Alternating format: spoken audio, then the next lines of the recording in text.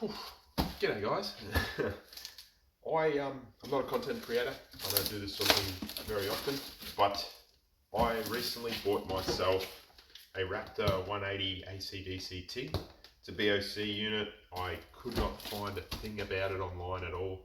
I looked for videos, I looked for reviews, forums, anything. Usually you can find a scrap of something about most welders, but this one I couldn't find anything on. The reason I decided to go with this unit, mostly it's a 10 amp plug, which is really helpful for me. And I don't want to go about getting wiring done for 15 amp. I probably could have gotten it done pretty comfortably and easily to get it installed, but I mean, all things considered, this isn't something I'm going to do with any kind of professional capacity at home. This is mostly a training tool for myself, as I look to expand my skill set in welding. TIG welding is something I've been interested in for a little while, but yeah, AC DC seems like it'll cover my bases. It's not a huge duty cycle, doesn't have a huge amount of power at 180 amps, but look, it'll be enough to get me off the ground and start moving and understanding sort of how I make this thing yeah, like I said, couldn't find anything about it online at all, so I thought I might put together a little video to help others like me. If you've looked at this unit, if it's something you're interested in, maybe this video can be informative to you. There was, like I said, nothing to work with in terms of like reviews as such. There's a technical data book and things like that on the BOC website, but that was about all I could find. So technically I know what this unit does, but I'd like a little bit more hands-on impression. Unfortunately, I'm gonna have to do that myself. And if you're lucky enough to be interested in looking at something like this, maybe you stumbled across this video and it'll be helpful for you. I got a bit excited. I did open the box, but I thought I might just walk through what's inside it with everybody, because yeah, look, that's something I was a bit interested in as well. It was basically, it covers off what comes with it, but I thought a little bit more detail might be helpful. Alright, to start with, you've got basic TIG torch. It's got a little switch on the back like normal, not a switch so much as a button. Seems pretty good. Hard sort of plastic, smooth, not like uncomfortable. Seems reasonably flexible, things like that. I think it'll be just fine. I don't know a huge amount about TIG welding. Like I've done small bits and pieces of it at work, but it's not something I'm intimately familiar with, so hard to say whether or not it'll be a decent torch. Got a shoulder strap with a few little bits and pieces here. We've got our accessories for the TIG torch, couple of cups, two fours and two fives it is. Collet bodies, little end caps, which is good. Nice to have a couple of spares, although they're very small cups. Again, I don't know enough about it. I'll probably learn as I go. I've been looking at purchasing some extra cups and things like that, but look, I'll use what I've got first. I've got some tungstens on the way, some 2% lanthanated. From all the research I was sort of doing, it was about the best I could find in terms of an all-rounder. I honestly don't know. It seems like a go-to, but I'll learn pretty quickly, I guess. Got an earth lead. It's rated at 300 amps. Seems sturdy enough. It's got good tension on it. All the bits and pieces you want out of an earth lead. Gas hose comes with it. It's got a quick connect little valve on the front, which is good. It's just for connecting to the unit. This side that goes into your regulator is just a regular threaded valve coupling. Should be okay. Like, got a hose clamp on it. Means if you want to change this out, you can pretty comfortably trim that down and just move your hose clamp down. Also comes with a regulator, which is good. Gonna need to get myself a bottle of argon. I was mostly waiting for this to come, so I understood everything that was coming in it. So I knew what I needed to pick up to sort of fill in the gaps. I mean, I knew I needed a gas bottle. Argon was always going to be a part of the equation. It just wasn't something, I wasn't sure what sort of regulator it came with, what sort of fittings it came with, all that sort of bits and pieces. So I thought I might just get that, see what I need, and then go and pick up the bits and pieces. I'm planning on getting a gas bottle just from Bunnings, a D-size gas bottle, which is about sort of $300 with the deposit you pay, but it'll be plenty for me doing what I want to around the house and just for training. Also, sorry, I do have a bit of a chest infection at the moment, so I kind of sound a bit shit, but it's fine. I'm sure you can understand me. Yeah, looks pretty straightforward.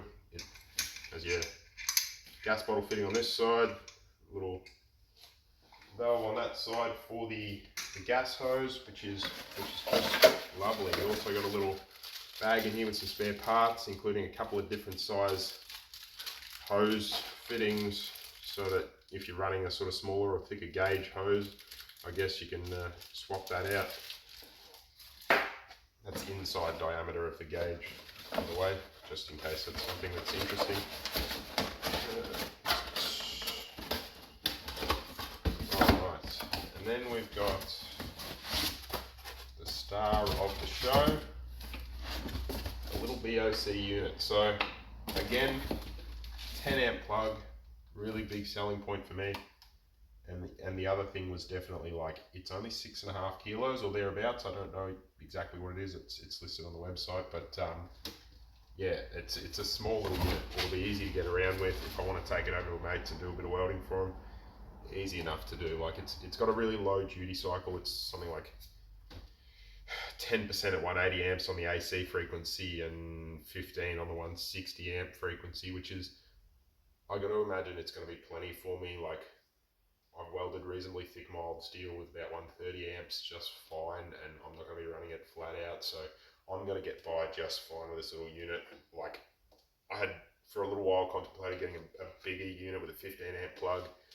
You know, the wiring was, I was thinking about how am I going to get that done, where am I going to put the plug, am I going to use it enough to justify? It was a bigger unit, something like 30 kilos, like it was a big boy, so like it would have been a difficult thing to get it around, use it regularly. Like, I just couldn't see myself getting that kind of use out of it, so I thought maybe better to go with something that's a little bit more DIY friendly, and you know, covers both the AC DC frequencies. It's got a reasonable amount of settings and bits and pieces.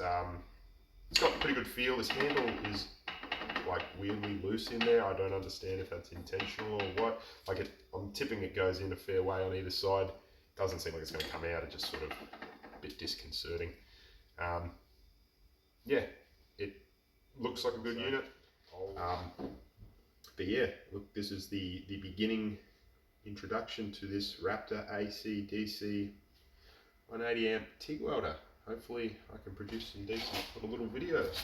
I'll start with, just because there's some offcuts, I got a couple of little 5mm plates. I'll do some little lap joins and tees, bits and pieces, whatever I can. I mean, honestly, it's just stuff that was getting thrown out, so I thought, you know what, that'll do.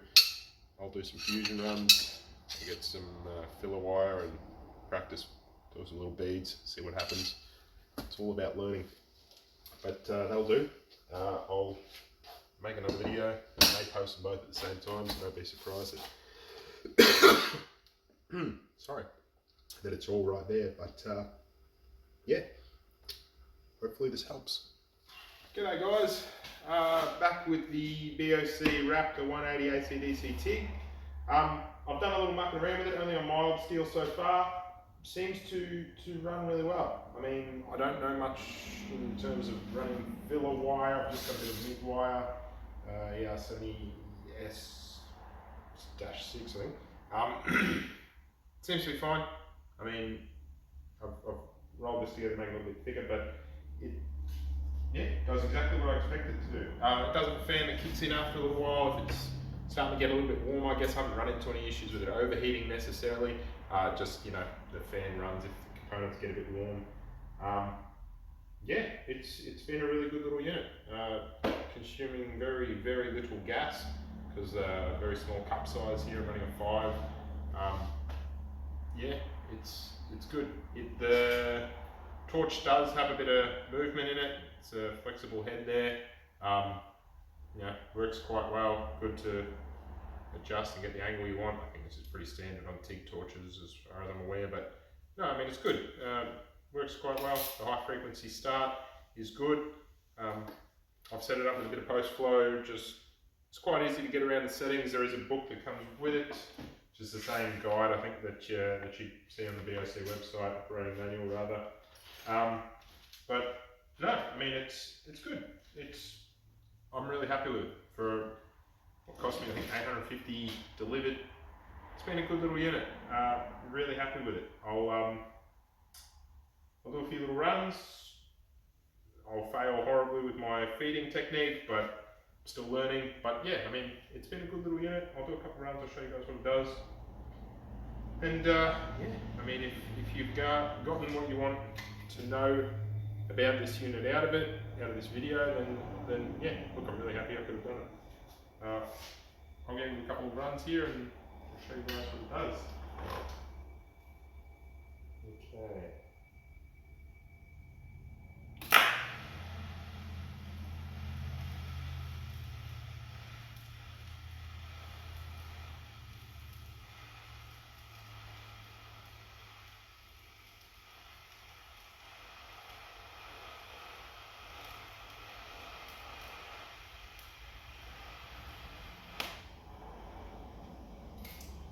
I failed terribly with my feeding technique, but it's a reasonable sort of bead. It'll hold something together. First thing I did was just some fusion welding to make this little table up, because I realised I needed something to weld on. You know, so used to having benches and things like that in the workplace, you know, sort of things that stuff at home, at least I didn't. So yeah, easy. Look to the earth plane up to it again, it's got good tension, so it just stays where it needs to. Alright, I'll do another little run. Hopefully we can try and get this fan to go off, so you guys can hear what it sounds like. Okay. A bit closer with the tungsten.